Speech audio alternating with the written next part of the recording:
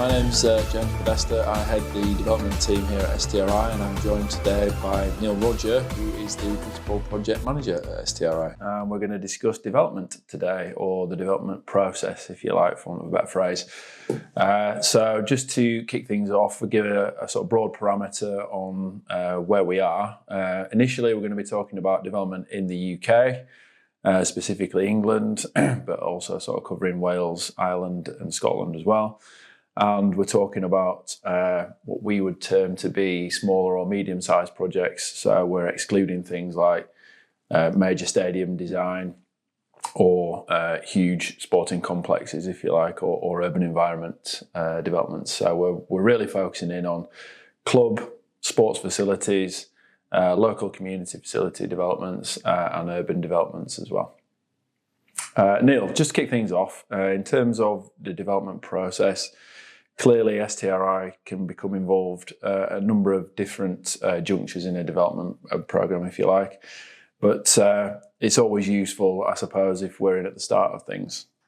That's right, yeah. It makes it an awful lot easier to be in at the start and just to know the complete context for the site, I guess, and all the background information, any sort of existing works that have been carried out previously, whether that's surveys or investigations that might have been done. So yeah, it's always makes life a lot easier to be in at the start. The reality is that doesn't always happen. And a lot of the time we come in at different parts of the process. We might come in at the start, in the middle, we might come in towards the end just to do a sort of construction monitoring type role, you know, once something's actually being built on the ground. But it does make life a lot easier to be in at the start. Yeah. So that's probably a natural place to start in terms of talking about the development process. At STRI, we've got the capability of taking a project right from inception all the way through to delivery through various different parts of our group of businesses.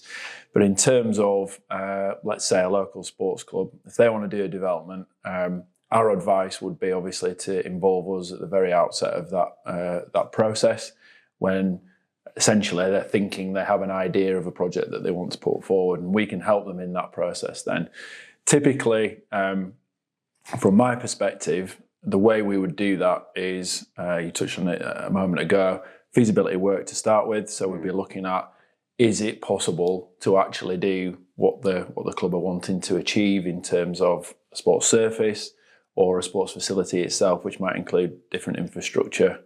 And that feasibility process, I guess, would be or partly under your remit in terms of how we'd undertake that. That's right, and it tends to be quite a high level type assessment, and it's I mean, as you say, it's feasibility. It's to try and work out if what we're proposing is actually feasible, or what the club are proposing is feasible. So we come in and we do things like very basic things initially, like looking at the size of the site. You know, can they accommodate that size of pitch that they might want? We look at things like the existing ground levels. Is it already quite a flat site, or do they need to do, you know, an extensive earthworks operation to be able to create a nice level platform for the pitches? When it comes to sports pitches, soils and drainage are always the really important things, and things that we want to try and find as much as we can about during that initial feasibility stage. So it's, is there any existing drainage systems present? Is there any sort of options for connecting any new drainage systems into, whether that's existing water courses or existing surface water networks and things like that? It's just to try and build an overall picture of the site. And it's the same with the soils. It's a sort of basic assessment to see what there is there on the site. What's the topsoil like? What's beneath the topsoil in terms of the subsoil under that? And that kind of leads on to us identifying if there's any more detailed investigations then needing done at the next stage. So whether that's like a more intensive ground investigation, for example, if you're building an artificial pitch or something like that, we would sort of do an initial feasibility study just to sort of build a general picture, but then that would then lead on to recommending more sort of specific and more detailed investigations. It's kind of a key piece of work for us, I suppose, isn't it? That informs how we take a project forward, really. Yeah. Or gives us the building blocks for understanding the site, really. And it kind of sets out a bit of a roadmap then. You know what you're dealing with, you know the site, and then you can start to build a picture of what information might be missing, what do you need to know, what further work's required. And then that helps you plan things out as the projects progress. If I was sort of to term that as like the physical understanding of the site, for want of a better phrase, but we know that there are also a number of other issues that would go into sort of an initial assessment of a site. So from my perspective, policy is an important thing to review. So I'm talking about town planning policy, and then any other maybe economic or strategic local policies that might apply to these sites, whether they're in the local plan, for example, or not. So there'd be a layer of initial policy review at that point, and then what I might also term environmental issues surrounding the site or sites themselves. So that might lead on to issues, for example, of investigating ecology in a little bit of detail, or landscape in a bit of detail, or transport, heritage, a number of different issues that come up at that point. All of which, I guess, give us that initial picture of a site and what its potential might be. Fair to say? Fair to say, yeah. And I think it's horses for courses, isn't it? It's kind of proportionate to the level of the development. Some projects won't need, a huge amount of work done at that stage. They'll be quite simple sites. It might be an existing sports pitch or an existing grass sports pitch that you're wanting to improve. And there's not a huge amount of work done, but on the other hand, it might be an agricultural field somewhere that's on a slope that there's a lot of work required to get that into shape for a sporting development. And in terms of sort of opportunities at that earliest stage and that piece of work that we've undertaken, we don't often get circumstances where nothing can be done. That's it, yeah. There's usually a solution in some form or other about how the site can progress, whether it's the way that the client had originally imagined it, potentially not. But there's nearly always a solution, isn't there? To be honest, the only thing I can think of that we've ever really had is just a fundamental thing about, the site's not big enough to accommodate what you want. That's a kind of showstopper, obviously. But beyond that, everything, it kind of, someone sort of described it the other day, is it's sort of how big are your pockets, I guess, when it comes to fees. There's no such thing as a red flag or a showstopper. There's always a way around it. And in some cases, it's going to be if it's a major issue, it's solvable, but it's just going to be, it's going to cost more money and it's going to take more time to fix. And again, to that point, I suppose, looking forward from a client's perspective, it may require a bigger investment than originally envisaged, but that's not to say that it can't be achieved in stages through phasing a project. There are lots of options when it comes to actually making sure that a project can become reality. And that's why this is key at the start. The feasibility study stage is key to try and identify that before you get too far down the line and realise there is a fundamental issue here that's going to need a lot of investment to fix or to get around. So that's part of the reason for doing it. So just in terms of some of the projects that we've probably looked at more recently from a feasibility perspective, I guess there's a huge range, and it sort of goes right from the very smallest project of investigating maybe a single pitch reconfiguration or refurbishment, all the way up to sporting hubs, sporting facilities. You might call them training facilities, that sort of thing. Is there anything that's sort of come up in the last, I don't know, let's say 6 months, that's maybe slightly unusual, or that has led us down a particular path which might not be sort of a normal route? Yeah, the one that springs to mind, we've done some work for a local authority recently, and it was involving an artificial pitch. It was a 3G football pitch, and the specific site we sort of identified through a desktop study during the initial feasibility stage that there was peat underneath the site. There was sort of sand, and then underneath that there was peat, which is quite a big issue for an artificial pitch, where you've got a really fine tolerance and you can't have any settlement or any movement in the ground, and peat is obviously very prone to settlement. So we identified that during the initial stages, and that led on to us then having a more detailed geotechnical investigation carried out, which then the results of that then fed into the sort of next stages and how we designed the facility. So things like floodlight and column bases and depth of sub base and the drainage and stuff, that was all based on that initial geotechnical investigation and that finding of having the peat under the site. So things like that and we didn't expect that at all. You wouldn't. It's not a kind of site, if you're up in Scotland somewhere, maybe you might look at a peat bog and you sort of instinctively think there's peat there, but this particular site you wouldn't have known. So it was the desk-based feasibility thing that threw that up. So again, I suppose that underscores the importance of that initial feasibility stage and understanding the site as best as possible before progressing with a client's proposal or a client's idea. And that's a really important thing to probably mention at this stage, I guess, is that we, right from the very outset, we would never try and impose a design on a client, but we'd try and put forward what we thought the most appropriate solutions were, working within their parameters, whether that be budget, whether that be scale, whether that be some other fundamental issue that the club has. Yeah, the cost plan's key. I forgot to mention that earlier, is that in that early feasibility, it gives you the opportunity to kind of work out some indicative budget costs, which is also obviously really important at that initial stage. That is a key part of it. So I think that's probably covered off that very first initial inception, stroke briefing, whatever you want to call it, looking at the client's initial ideas. Obviously, there's a level of engagement that would be required with key stakeholders. So we're talking about, if it's a club, people who use the club, the various teams, the management, the ground staff that are involved, the local community, and then maybe going further afield depending on the size of the project. Would it be particular groups within the local community or MPs, etc., etc.? So we've touched on it before that it's horses for courses, as you put it. It's not necessary to do this for all levels of development projects, but certainly for the bigger ones, there's going to have to be a serious engagement process. That doesn't always come in at this next stage, if you like. But what can be useful, I guess, is to engage with those stakeholders as early in the process as possible. So again, it's adding to that feasibility level of understanding and giving you that bigger picture of what you're trying to achieve.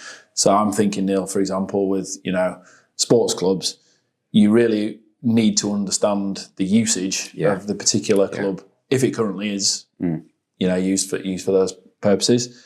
The intensity of use, the number of teams, the type of sports that played on there, for example, is all very important information. And if you have those conversations early on, it leads to a better understanding, would you say? 100%, yeah. The usage is the big one, and the intensity of use, the number of usages that facility is going to actually have, because that is a massive impact on the actual, the end design and the cost and things like that.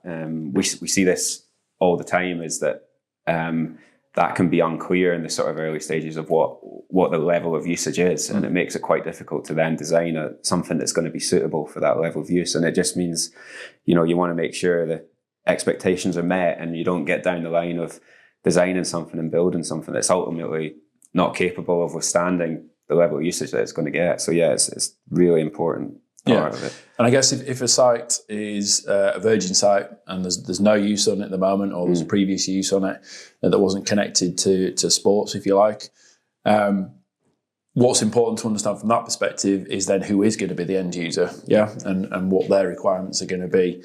And if that's a professional level club, quite intense use, but maybe for shorter periods of time. If that's a community club, it's probably going to be used more intensely, more of the time, I guess. Exactly that, yeah. And and then it goes back, as well as being able to accommodate that level of use, it just goes down to the actual sort of specification and the quality of the surface as well at that stage. Obviously, if it's a professional level or a high-end club, you're wanting to have a perfect surface, basically absolutely pristine surface. It's going to be able to be maintained like that all year round. Where if it's more of a grassroots thing, it still needs to be a very good playing surface that can accommodate a lot of usage, but it's not quite the same level of maintenance input that it's going to get, perhaps. So it's about considering that, because that's also an important part of it, is the ongoing maintenance and trying to identify, almost as part of that initial thing, who's going to be maintaining this facility when it's built, what's the budget going to be for maintaining it, because again, there's no use going and speccing a really high-end thing, a high-end pitch that's not going to get the level of maintenance it needs, and then after a couple of years it's going to fail because it's not had enough top dressing or whatever it is. And that's another thing we see quite regularly. So yeah, it's about determining the usage and the ongoing maintenance that surface is going to get. I suppose to this point we've mainly been focusing on sporting facilities, but of course we do operate in the urban environment as well. So green infrastructure is a key part of what our business does at the moment. So that could be anything from tree pits to green roofs to water gardens, rain gardens, swales, attenuation basins, a number of different interventions, if you like, in the urban area. And I guess this process still applies from a development perspective to those types of development as well as sports developments. Absolutely, yeah, it does. And I guess you touched on some of the green infrastructure there and swales and stuff, and the surface water management side of things, something that we do a lot of, and it's a very similar thing. We sort of always look at trying to identify that hierarchy of SUDs, as we would call it, when we're looking at options for a site about how to discharge surface water.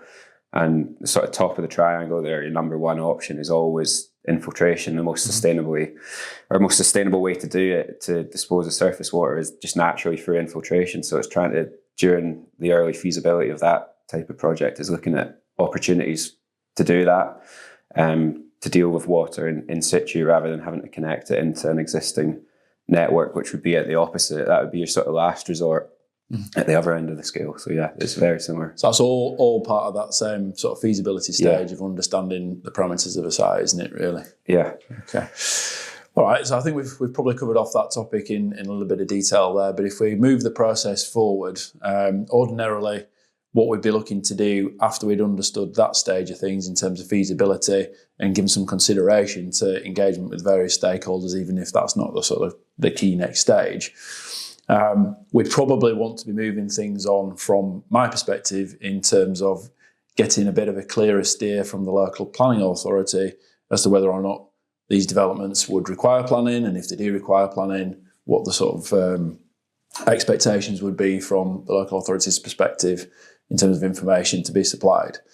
So when we start to look at development options and that feasibility stage we've just discussed in some detail, we'll have a pretty good understanding at that stage as to the scale of the scheme and what's going to be involved in terms of development works. And that will allow us to make a decision about whether we think pre-application information or request, should I say, is required, or whether it can be done under what's termed permitted development rights, or whether or not indeed we're just going to be going straight to a planning application because it's clear from the outset that this is of a scale that's going to require a planning application. So one of the things for me is that it's not always necessary to go down the pre-application route, certainly in terms of smaller projects, but it's sometimes worth doing that as an exercise, even though there's a cost and a time element involved, because it gives you a very clear understanding of exactly what the local authority is going to require from you at an application stage. And it's also, if you like, a bit of safeguarding. It's a bit of, we're trying to make sure that there are going to be no issues with this site in future. If the local authority did at any point consider that it was, it would require planning permission, we don't want that to be a case of we then have to stop whatever development's in place, or indeed go back and retrospectively apply for a planning permission. It's possible to do that. It's not the end of the world if that happens, but it's not the way we would usually like to operate. Certainly when it comes to the bigger schemes, sort of talking about training facilities, larger sporting facilities, sports hubs, in terms of the urban environment, most of the schemes, apart from the smaller ones that we'd look at in terms of water management, water attenuation, are going to require planning permission anyway. So we'd be building that into the whole process from the start. And we'd be going through that process of understanding what the local authority would require. If it doesn't go through the pre-app route, we would also be looking at the local authority's validation checklist and making sure that what they would usually require from a development of certain scale is supplied in any application process that moves forward from that stage. So the pre-app stage is another kind of cog in the wheel, if you like, isn't it, of determining how the end project comes out. And if we get feedback at the pre-application stage that certain information is required, then we act on that. If it isn't, then we put together what we believe is the best package of information that will satisfy a local authority through a planning application process, or indeed if it doesn't need planning. Yeah. So a couple of questions there on that then. I guess quite a lot of our, as you say, the smaller projects fall into a bit of a grey area, doesn't it? Does it require a planning application or does it not? So that's the point where a pre-app inquiry would really, it would it would just make it crystal clear at that point whether or not it is required or not. And yeah, and there are nuances in terms of local authorities across the country and across the UK. Some local authorities can be more, the right word, can be more proactive in terms of what they consider to be development, and others are less proactive, if that's the right phraseology to use. So, give me an example. Let's say a local golf club, they've got the idea that they want to create a new practice area or practice range or whatever you want to call them, and they don't consider it to be worthy of a planning application, and they want to crack straight on because time is of the essence. They want to get this delivered so they can start making a viable income back from it. In strict terms, any engineering works or any works that could be deemed to be engineering would potentially require a planning application. But the level of intervention and the scale of the project would dictate whether or not that is deemed to be engineering works, if you like. So if you were getting heavy machinery involved, if there was a lot of earthworks that were going to be required to shape this site, that would be a flag to me that would lean towards going down the pre-application route. If it was a case of it was much more localised work, hand tools, or it was going to be small, well, I'm going to say small machinery, but limited machinery input and less earthworks, you're probably going down the route of that not being tipping that threshold, if you like, into being development. But it's a very fine line to walk, and if there's ever any doubt, the clear advice should be to seek information from the authority through a pre-application route. And if you go down that route of a pre-application, what's the kind of timescales involved with that process? Because we know, the timescales for getting a planning actual application in and approved can be quite long. So I think that's a bit of a worry sometimes with the pre-app, is that it's going to just, it's going to stall things for a long period of time. So what's the kind of timescales for that? Yeah, it's a fair point you make, and it doesn't need to, but quite often it can get into lengthier timescales than required, which is why we always try and balance the issue ourselves as to whether or not we think it requires a planning permission. So typically it probably takes 2 to 3 weeks to put the information together to submit as a pre-application request. Depending on the complexity of the scheme, it can take 2 or 3 weeks to put that information together for a submission. And then the local authority has 28 days to basically come back to you with 28 days. With their information or with their response, I suppose. But it does depend on the complexity of the scheme. You don't have to have all of your information on a site, all of your technical information, to submit a pre-application, but it's helpful to at least have some understanding of the scheme to be able to put a plan in front of them, and possibly even, some basic imagery to show what you're planning on doing. And then in terms of their response time, it's a statutory response time, so it's in law that they have to come back to you within 28 days. But in practical terms, it's unusual that all authorities would come back to you within that time frame. So what you normally find is it'll get towards that time, at the end of that time frame, and they'll request an extension of time. Usually another week, something like that, is fine. You'll get a response, and the response can be very useful in terms of it will be a full written response that will provide information on exactly what's required for a submission, if that's what they think. If it doesn't require it, or in their view doesn't require it, again, that's a useful piece of information for you to then progress the development without the concern of will this or won't this need planning permission in future. And is there a fee? Obviously, there might be, or there will be a fee associated with engaging a specialist to produce that information, but is there a fee from the actual local planning authority for a pre-app? Yep, all local authorities charge for pre-application advice. They also charge for applications as well, which we'll come on to in a short while. But that fee will vary depending on where the local authority is in the country and what rates they set. So certain authorities can be more expensive than others. It's just basically down to the area that you're in and the charges that the local authority put forward there. Okay. But that's a little bit about the pre-app side of things, I suppose. If it's obviously of a scale that's going to require planning permission, or there's some other issue that we've deemed early on means it's going to be a planning permission, then I guess the next stage of work to go through is looking at sort of concept designs maybe, and that engagement piece that we've talked about then, before we start to pull all the information together for a planning application submission.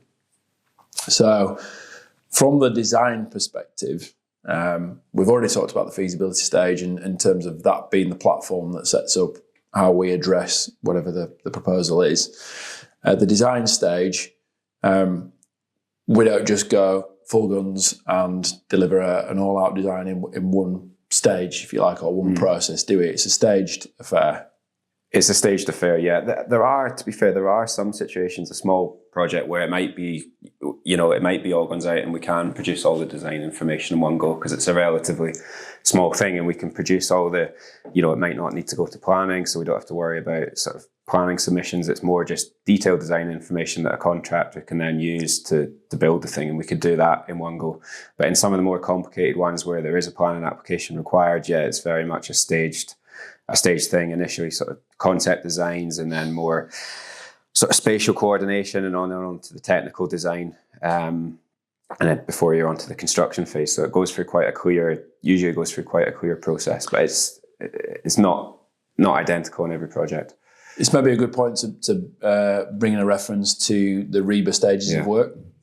So not every project we have follows REBA protocol, but some of the larger projects, and certainly when we work with construction clients and larger developers, it would be fair to say, maybe Neil, that it's a typical process to follow the REBA stages of work. So I think there's 7 or 8 stages of work.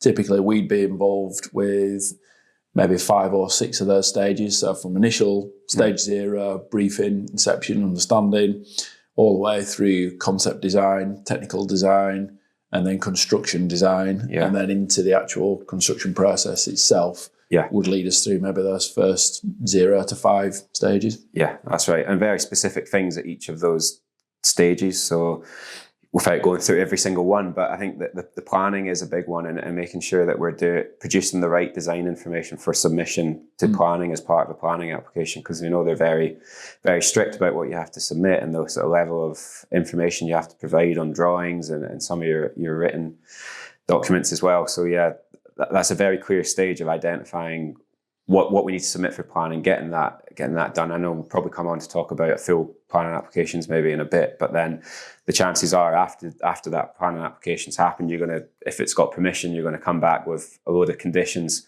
that we then need to build into the next phase of the design to address those conditions that have been highlighted in the application, and make sure that our full detailed design and the actual design information that's going to go to the contractor is dealing with those conditions and discharging them. Often relates to things like drainage, earthworks design, things like that. There's pretty much always conditions now, isn't there, that you're going to get back with a planning application. So they're common, aren't they? Common conditions that seem to be put on applications these days. But just rewinding slightly then. So in terms of this next stage, if you like, in the process, it'd typically be the concept stage, wouldn't it? Where we'd be looking at overall site layout, optimization, things like that. We've determined at the feasibility stage that this is going to be possible to do something. Now we're looking at the shape of that, basically, how that's going to sit on the site, I guess. Yeah, exactly. So it's things like trying to determine, as you say, the layout, the sort of general arrangement of the site, what the proposed levels are going to be once there's been an earthworks operation, a sort of drainage strategy for the site. It might be fencing. Fencing is obviously a big one to get ironed out early. Floodlighting is a big one, So floodlighting design and getting a sort of lighting design by a specialist done basically is always important to do at that stage, because that's going to form part of any planning submission. So a key part of this stage, I guess, then is working with your colleagues in terms of other consultants that might be involved in this project, or indeed within the organisation itself, whether we're talking to our construction team or whether we're talking to our water management team, making sure that even at the concept stage, it all works and there's going to be no fundamental showstoppers, if you like, from a drainage perspective, let's say, or from an ecology perspective or something. Yeah, that's the point. We're all getting around the table and sort of looking at it together and trying to bring in all the various elements that are going to need to feed into that design. Yes, it's that collaborative process, isn't it, to try and understand the best or the optimal, as I put it before, the optimal layout for the scheme.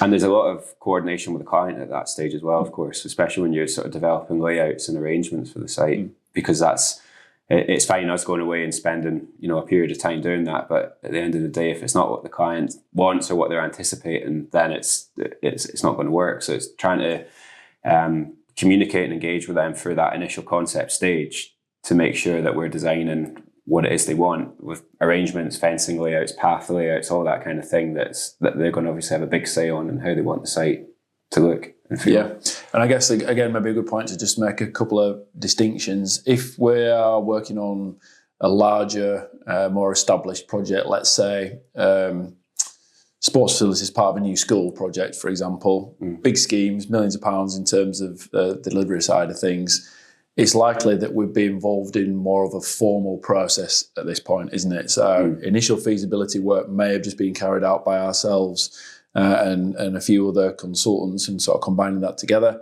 But as we're moving into concept stage in a project like that, we'd then be looking to start coordinating with civil engineers, with the construction specialists, with the architects, etc. Yeah, it's projects like that when we would sit on a design team, and that design team would have all sorts of specialisms from different companies, different engineering consultants, different architects, landscape architects, all feeding into it.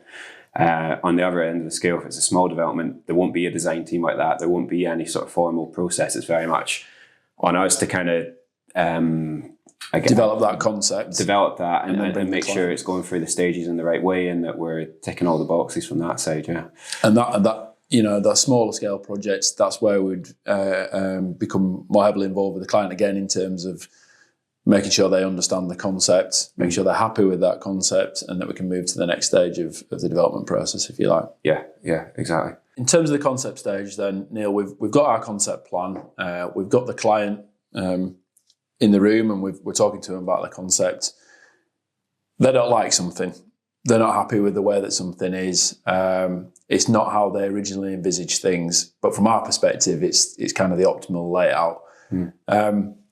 The process involved then, in terms of getting the client to either agree or to amend this, is really down to the relationship with the client, I guess. Yeah, that's it. Yeah, and it's complete collaboration. It's literally sitting with the client to try and explain in detail what it is we've done, and to talk it through, to look at the drawings together, to sketch out the reasons why we've done something, and obviously from their side as well, it might come the other way.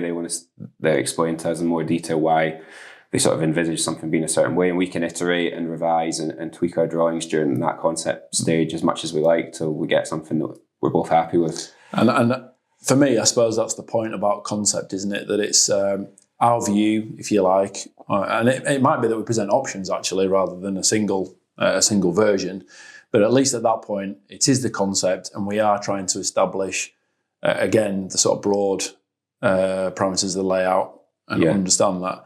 And it doesn't mean that we're presenting a finalised picture of the site to the client. Exactly. But we will have done things for particular reasons. So the layout we present, or the options of the layouts we present, will be based on all the feasibility work that's gone before. So it's not as if we're just kind of pitching it with we think this looks best. Yeah. It's done for a reason, but equally it's a collaborative process, as you say, and we're looking for that feedback from the client so that we can make sure they're happy with it, and that it does the job that we want it to do from a sporting and it is flexible at that stage, because there's no planning conditions being imposed at that point. There's no sort of construction contract set up that you have to, every change you make obviously has a cost implication. At that concept stage, you've got a bit of freedom to tweak things and change things, and it's important to do that so that you don't then have to make those changes at a later stage once contracts and things have been agreed, and that has an implication. So it's better to do that, get it as nailed down as possible during that concept, during those early stages. Join us in part 2, where Neil and I will wrap up the whole development process.